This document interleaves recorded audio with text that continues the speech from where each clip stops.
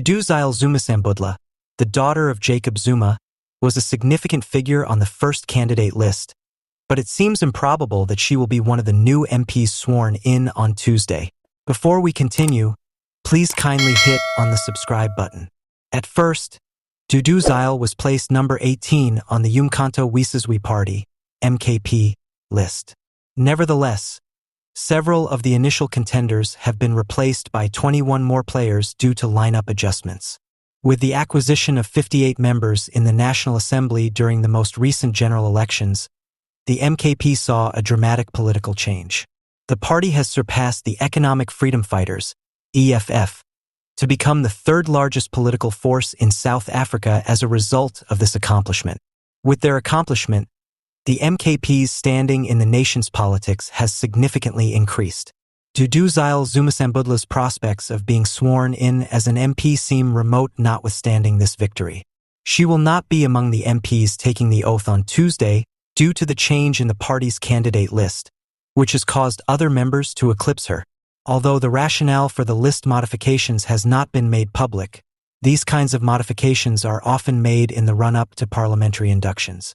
Former South African president and well-known member of the MKP Jacob Zuma has seen his family play major roles in national politics.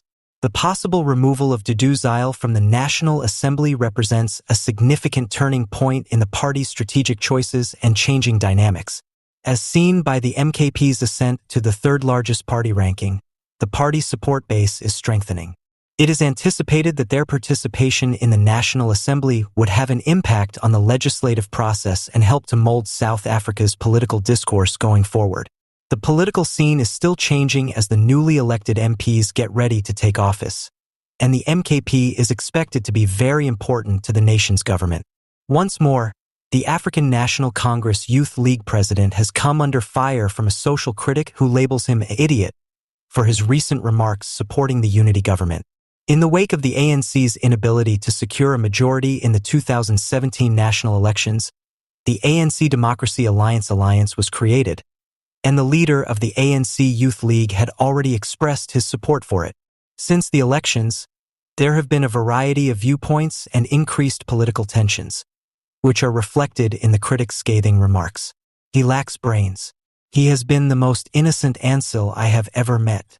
Critic bemoans the youthful leader's stance while denouncing it harshly.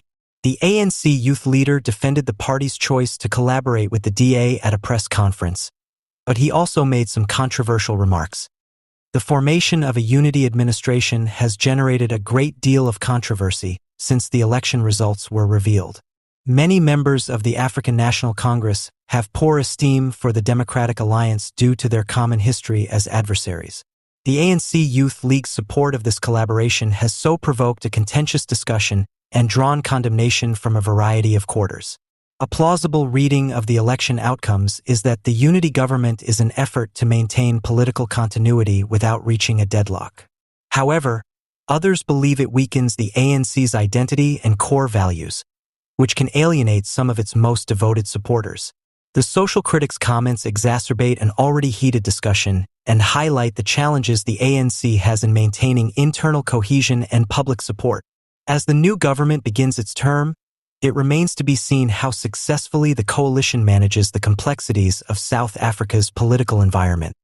In the meanwhile, the young leader sticks to his guns, emphasizing that cooperation and compromise are essential to the nation's advancement.